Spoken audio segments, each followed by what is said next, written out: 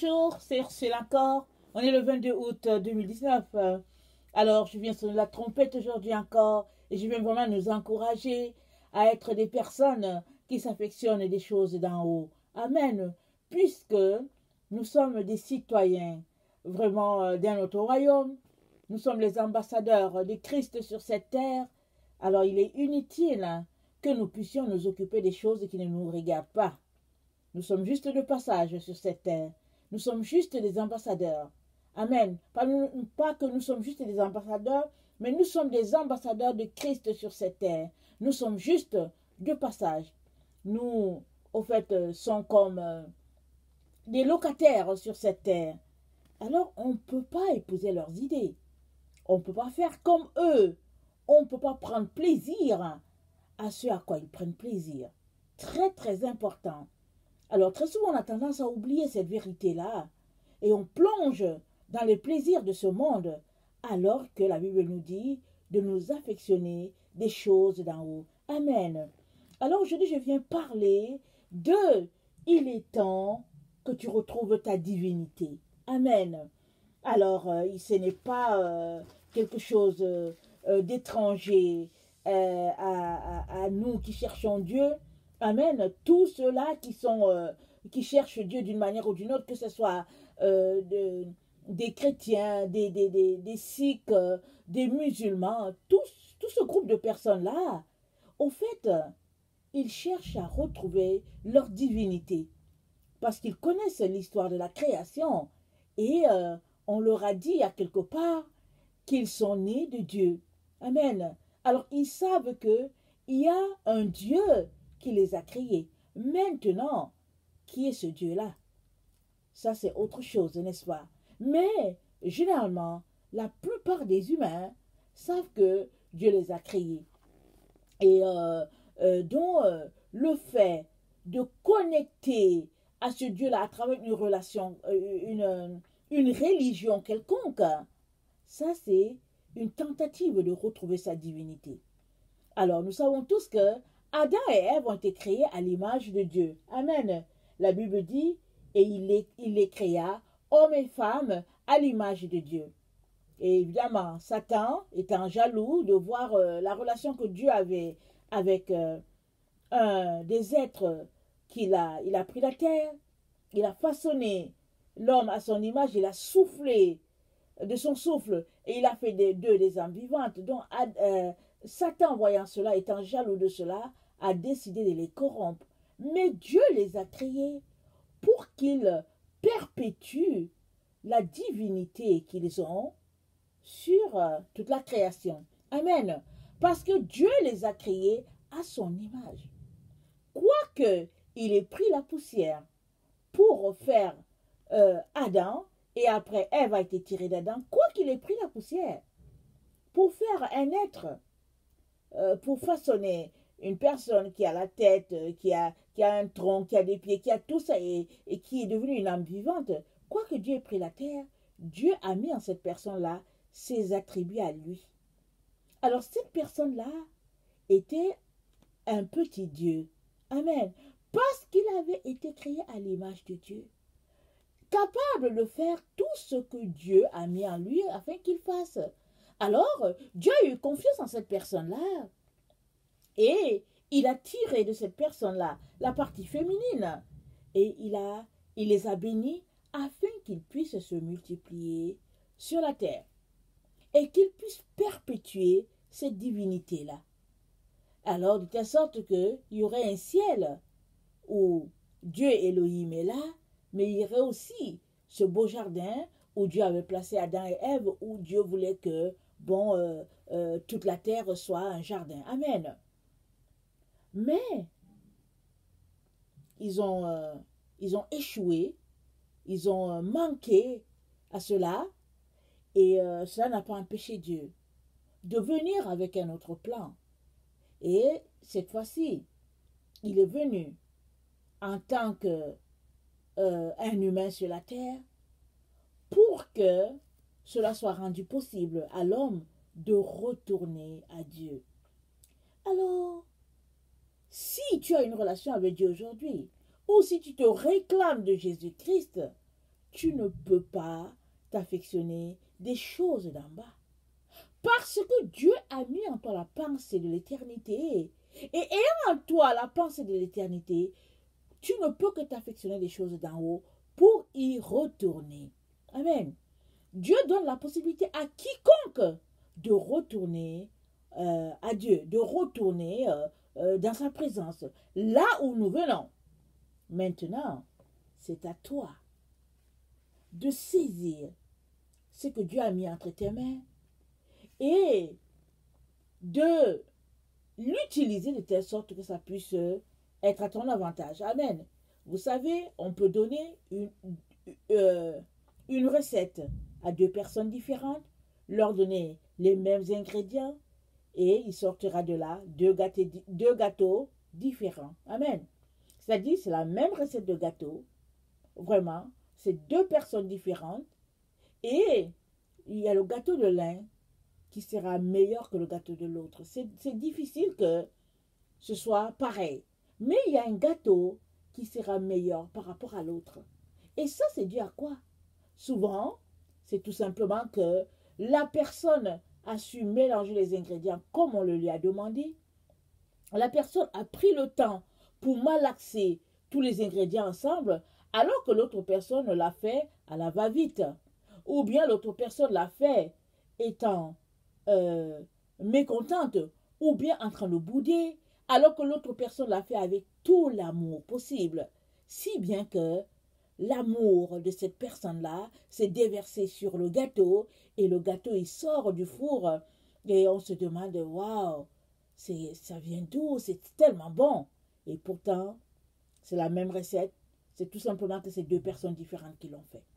C'est pareil. Dieu nous a tout donné en tant que ses enfants, afin que nous puissions réussir notre retour dans sa présence. Maintenant, que fais-tu de cette information qu'il t'a donnée?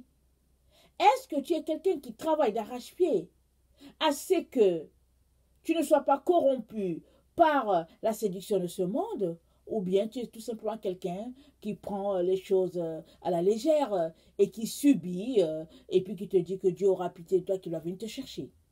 Amen. Alors j'aimerais ça qu'on lise Colossiens. Attendez, Colossiens 3, du verset 2 au verset 17. Amen. Affectionnez-vous aux choses d'en haut et non à celles qui sont sur la terre. Car vous êtes morts et votre vie est cachée avec Christ en Dieu. Quand Christ, votre vie, paraîtra, alors vous paraîtrez aussi avec lui dans la gloire. Et faites donc mourir les membres qui sont sur la terre, l'impudicité, l'impureté, les passions, les mauvais désirs, la cupidité, qui est une idolâtrie. C'est à cause de ces choses que la colère de Dieu vient sur les fils de la rébellion, parmi lesquels vous marchiez autrefois, lorsque vous viviez dans ces péchés. Mais maintenant, renoncez à toutes ces choses, à la colère, à l'animosité, à la méchanceté, à la calomnie, aux paroles déshonnêtes qui pourraient sortir de votre bouche. Ne mentez pas les uns aux autres, vous étant dépouillés du vieil homme et de ses œuvres, et ayant revêtu l'homme nouveau qui se renouvelle dans la connaissance selon l'image de celui qui l'a créé. Il n'y a ici ni grec, ni juif, ni circoncis, ni incirconcis, ni barbare, ni chite, ni esclave, ni libre, mais Christ est en tout et en tous. Ainsi donc, comme des élus de Dieu, saints et bien-aimés, revêtez-vous d'entrailles de miséricorde, de bonté, d'humilité, de douceur, de patience. Supportez-vous les uns les autres, et si un a sujet de se plaindre de l'autre, pardonnez-vous réciproquement. De même que Christ vous a pardonné, pardonnez-vous aussi. Mais par-dessus toutes ces choses, revêtez-vous de la charité qui est le lien de la perfection. Et que la paix de Christ à laquelle vous avez été appelés pour former un seul corps règne dans vos cœurs et soyez reconnaissants. Que la parole de Christ habite parmi vous abondamment. Instruisez-vous et exhortez-vous les uns les autres en toute sagesse, par des psaumes, par des hymnes, par des cantiques spirituels, chantant à Dieu dans vos cœurs sous l'inspiration de la grâce. Et quoi que vous fassiez, en parole, en œuvre, Faites tout au nom du Seigneur Jésus, en rendant par lui des actions de grâce à Dieu le Père. Amen. Tout est là. Toute la recette est là. Amen. Dieu nous a tout donné. Il a commencé à dire, affectionnez-vous aux choses d'en haut et non à celles qui sont sur la terre. Car vous êtes morts et votre vie est cachée en Christ Dieu. En Christ, en Dieu. Car votre vie est cachée avec Christ en Dieu. Amen. Par Christ, notre vie est en Dieu. Amen. Maintenant, il nous revient de nous affectionner des choses d'en haut. Alors, comment allons-nous faire ça? Amen. Le verset 4 nous dit, quand Christ, votre vie, paraîtra, alors vous paraîtrez aussi avec lui dans la gloire. Faites donc mourir les membres qui sont sur la terre, l'impudicité, l'impureté, les passions, les mauvais désirs et la cupidité qui est une idolâtrie. C'est à cause de ces choses que la colère de Dieu vient sur les fils de la rébellion. Faites donc mourir.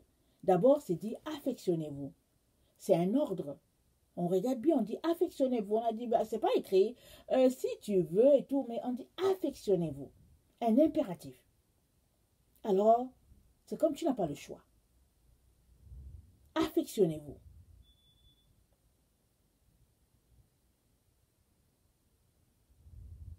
Quand Christ, votre vie, paraîtra, vous paraîtrez aussi avec lui dans la gloire. Amen.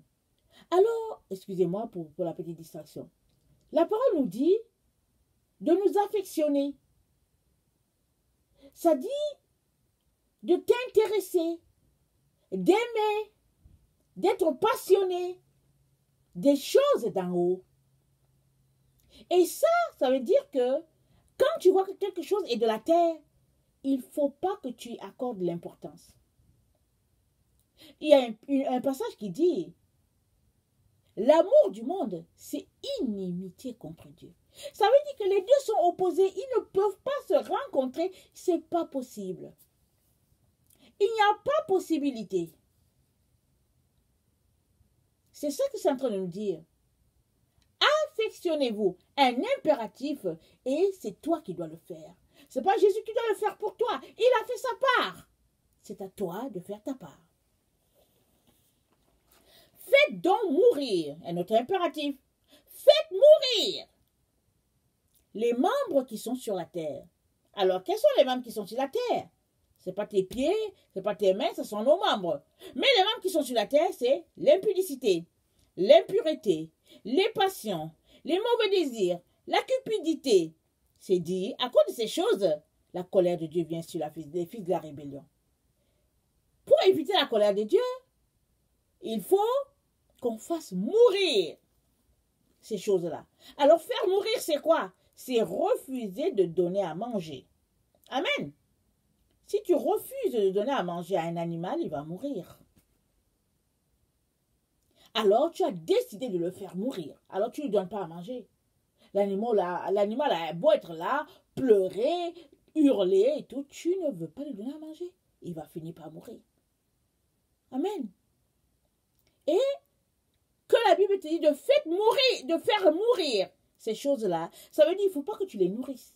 Et comment peux-tu nourrir l'impudicité, l'impureté, les passions, les mauvais désirs? C'est en t'éloignant des choses qui t'y exposent, comme la télévision, Internet, les amis qui sont portés à cela, les revues qui parlent de cela. Alors, tout ce qui porte à cela, les plaisanteries, les choses déplacées, tout ça, c'est des choses qui nourrissent l'impudicité, l'impureté, et puis bon, voilà, la cupidité. C'est d'arrêter de regarder le Wall Street Journal et puis de vivre de manière à ce que tout ce que tu fais soit tourné vers la parole de Dieu. Amen. C'est dit, parmi lesquels vous marchiez autrefois. Il dit, mais maintenant, renoncez, notre impératif, renoncez à toutes ces choses. Renoncer, c'est quoi? C'est tourner le dos. Tu dis non, je ne veux plus. Tu renonces. On dit de renoncer. La colère, l'animosité, méchanceté, calomnie, paroles déshonnêtes, pourrait sortir, qui pourrait sortir de votre bouche. Parce que ces choses-là, c'est des véhicules, c'est des engins pour te ramener encore à ces choses dans lesquelles tu étais avant. C'est-à-dire l'impudicité, l'impureté et tout. Alors, les véhicules par lesquels tu atteins ces choses-là, c'est par la colère, l'animosité, la méchanceté. Toutes ces choses-là, ce n'est pas des traits de caractère des enfants de Dieu. Alors, la Bible dit de renoncer à cela. Amen. Et l'autre impératif, ne mentez pas les uns aux autres. Alors, pourquoi est-ce que souvent on ment? C'est parce que souvent, c'est de l'orgueil. On veut paraître ce qu'on n'est pas. On cache la vérité. Alors, on ment. On donne notre information. Mais la Bible dit, voici Paul qui dit, arrêtez de mentir. Ça ne sert à rien. C'est mieux de dire la vérité à son prochain. Au moins on saura ce qui arrive à ta vie. Amen. Et l'autre information, il dit qu'il n'y a ni grec, ni juif, ni circoncis, ni incirconcis, ni chite, barbare, ni esclave, ni libre, mais tout, mais en Christ. Et tout est en Christ. Alors, Paul ici est aussi en train de pointer un autre élément, c'est les préjugés. Amen. Il est en train de pointer cela. Le fait de faire la distinction entre les personnes, entre les langues, entre les races. Il dit, il faut arrêter ça. Parce que Christ, il y a un seul Christ, que Christ soit blanc, noir, puis rouge, jaune, ça n'a pas d'importance. Il est la personne qui nous réunit et c'est ça le plus important. Amen. Il dit, verset 12, comme des élus de Dieu, saints et bien-aimés, revêtez-vous d'entrailles. Un autre élément. Maintenant, on dit de renoncer toutes ces mauvaises choses dont on t'a dit comment faire, et maintenant on te dit de te revêtir. Alors, de porter cela comme un vêtement. Alors, qu'est-ce que tu dois porter? Il y a la miséricorde, il y a la bonté, il y a l'humilité, il y a la douceur, il y a la patience. Ces choses-là, tu dois le porter comme un vêtement. Ça va te protéger. Tu sais que quand tu portes un vêtement, quand il fait froid, alors le vêtement te protège. Quand tu portes un manteau, ça te protège. Alors, c'est dit de te revêtir de ces choses-là, qui sont comme une couverture pour toi.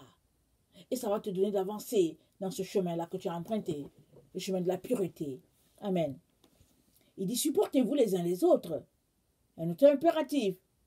Si je t'énerve, supporte-moi. Amen. Et si toi tu m'énerves, à moi de te supporter. Alléluia. En t'aimant. Et en disant, Seigneur, Seigneur, aide-moi. Aide-moi à l'aimer, Seigneur. Viens à mon secours. Parce que je trouve que, en tout cas, il est difficilement aimable. Mais viens à mon secours. Amen. Il dit, revêtez-vous aussi de la charité, qui est le lien de la perfection. La charité, c'est l'amour. Hein. L'amour agapé. Alors, la charité, quelqu'un qui est rempli de charité, c'est quelqu'un qui est capable de faire à l'autre ce qu'il aimerait qu'on fasse pour lui. Amen. Il dit que la paix de Christ, à laquelle vous avez été appelés pour former un seul corps, règne dans vos cœurs et soyez reconnaissants. Un autre élément, la reconnaissance, c'est vraiment une qualité extraordinaire. Si on n'est pas reconnaissant, alors on ouvre les portes sur nous du mécontentement. Être reconnaissant, c'est vraiment une grâce extraordinaire. Rappelons-nous les 10 lépreux. Alors, ils sont venus vers Jésus. Ils ont été guéris.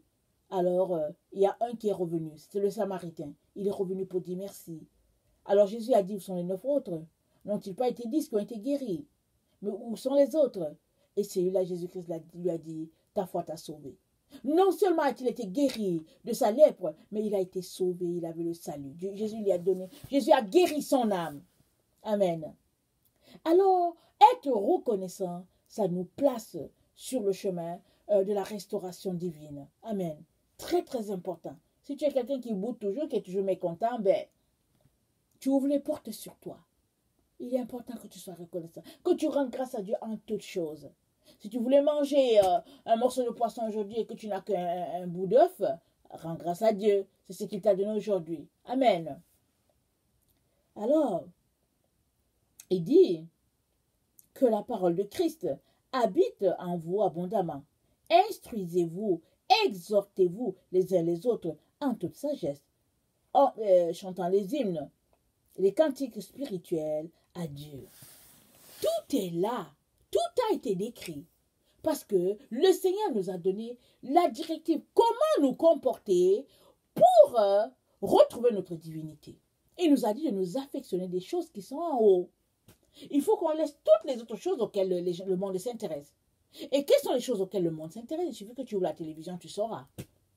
Il suffit juste que tu regardes autour de toi. Il suffit juste que tu passes sur ton balcon. Tu regardes juste tes voisins, tu sauras à quoi le monde s'affectionne. Et le Seigneur, à travers la bouche de Paul, nous dit de nous affectionner des choses qui sont en haut. Alors, quand tu te mets à t'affectionner des choses qui sont en haut, les gens du monde te prennent en pitié. Ils te traitent de pauvre parce que si tu affectionnes des choses d'en haut, tu ne cours pas après l'or de la terre. Amen.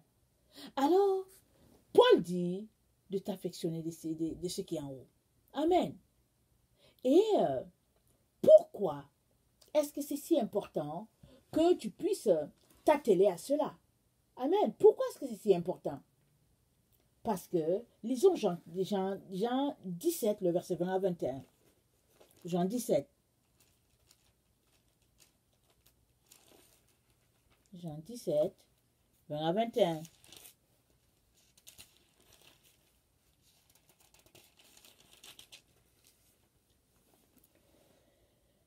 Ce n'est pas pour eux seulement que je prie, mais encore pour ceux qui croiront en moi par leur parole, afin que tout soit un, comme toi, Père, tu es en moi, et comme je suis en toi, afin qu'eux aussi soient un en nous, pour que le monde croie que tu m'as envoyé. Amen. Afin que tout soit un, on doit s'affectionner des choses d'en haut, afin d'être un avec Dieu le Père et Dieu le Fils. Amen. Jésus dit, comme toi, Père, tu es en moi, le Père est en Jésus, et comme je suis en toi, Jésus est dans le Père, c'est-à-dire qu'ils s'emboîtent parfaitement l'un dans l'autre, ils sont confondus. Amen. Ils sont l'un dans l'autre, deux personnes différentes, l'un dans l'autre. Amen. Dieu le Père est en Jésus, Jésus est en le Père. Quand tu t'arrêtes pour réfléchir, tu te dis, mais comment est-ce que c'est possible? En tout cas, Dieu va nous montrer ça un jour. Afin que eux aussi soient un en nous, pour que le monde croie que tu m'as envoyé. Aussi simple que ça. Tu ne peux pas être un avec Jésus si tu t'affectionnes des choses de la terre. C'est pas possible. Tu deviens son ennemi. Parce que c'est inimitié contre Dieu. C'est ce que nous venons de dire. Alors, tu t'affectionnes des choses d'en haut pour être un avec Dieu le Père et Dieu le Fils. C'est là que commence ton unité avec le Père. À laisser de côté les choses charnelles et épouser les choses spirituelles. Et les choses spirituelles sont les choses d'en haut.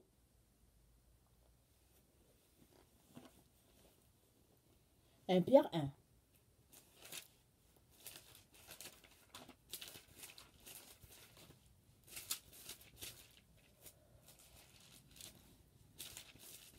Excusez-moi. Ok. 1 Pierre 1, le verset 23 à 25.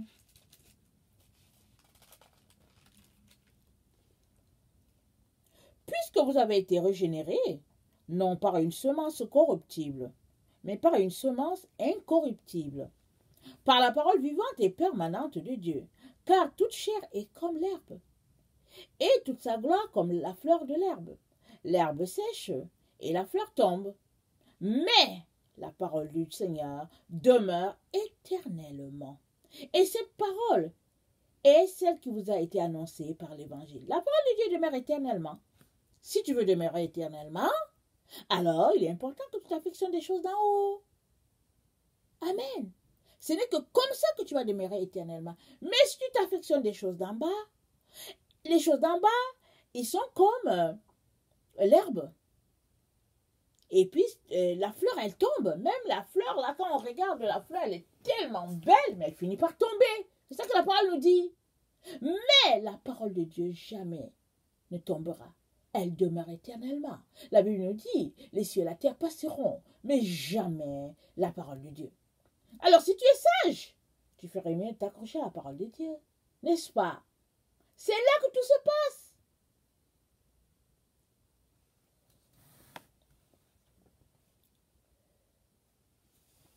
Pierre 2.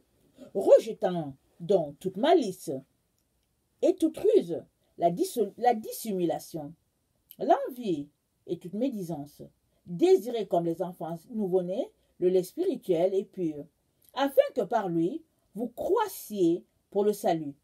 Amen. Vous croissiez pour le salut. Si vous avez goûté que le Seigneur est bon. Amen. Si tu as goûté que le Seigneur est bon, alors prends le lait solide afin que tu puisses grandir. Mais si tu n'as pas goûté que le Seigneur est bon, alors on ne peut rien faire pour toi. Mais si tu as goûté, Paul dit, prends du lait spirituel, prends le lait et grandis. Amen. Et mets-toi à t'affectionner des choses d'en haut. Approchez-vous de lui, pierre vivante, rejetée par les hommes, mais choisie et précieuse devant Dieu. Et vous-même, comme des pierres vivantes, édifiez-vous. Pour former une maison spirituelle, édifiez-vous. Pour former une maison spirituelle, édifiez-vous. S'édifier, ça veut dire quoi? Ça veut dire te monter. Ça dit monter une maison, c'est quoi? Tu mets les pierres dessus, tu édifies la maison, tu la fortifies, tu la solidifies. Alors tu fais le fondement, tu creuses, et puis tu montes les pierres, pierre par pierre. Tu es en train d'édifier la maison. Et à un moment donné, par l'extérieur, quand c'est fini, tu embellis la maison. Tu édifies la maison. Tu mets tout ce qu'il faut pour que la pluie ne traverse pas pour vous atteindre. Que la neige ne puisse pas passer, que le soleil ne puisse pas frapper, de telle sorte qu'il y ait un abri, qu'il neige, qu'il vente ou qu'il pleuve, et que si des grands vents venaient, la maison soit solidifiée, et que si un tremblement de terre venait, rien ne s'écroulerait. Amen. Édifiez-vous. C'est à toi de t'édifier. Ce n'est nulle part dit que c'est Jésus à t'édifier. Jésus a tout fait déjà pour toi. Il a tout fait. Il est mort sur la croix. Et aujourd'hui encore, il est là t'encourageant, te donnant des rêves, te donnant des révélations, te montrant le chemin. Mais si tu t'es inscrit à l'école de la paresse, on ne peut rien. Et l'école de la paresse, c'est quoi? C'est pas juste la rester pour dormir au lit, te prélasser.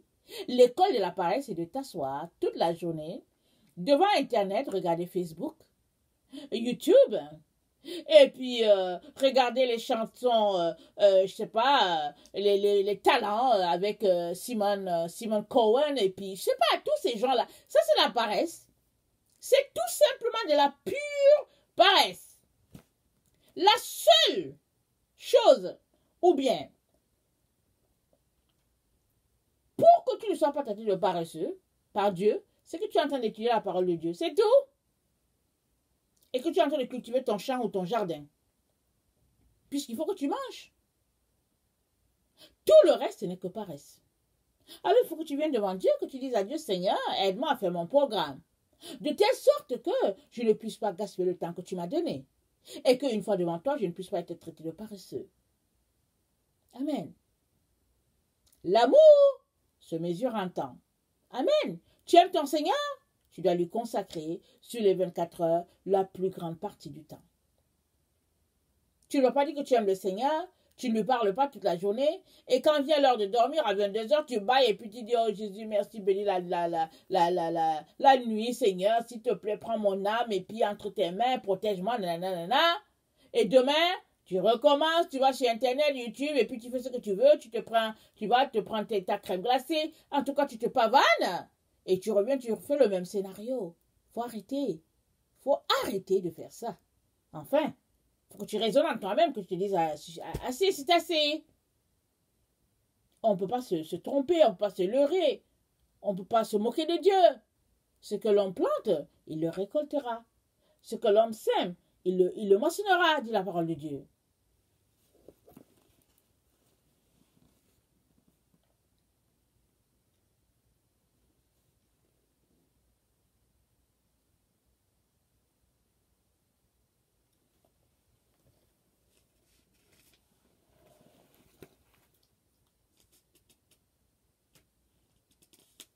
Le fondement, c'est Jésus-Christ.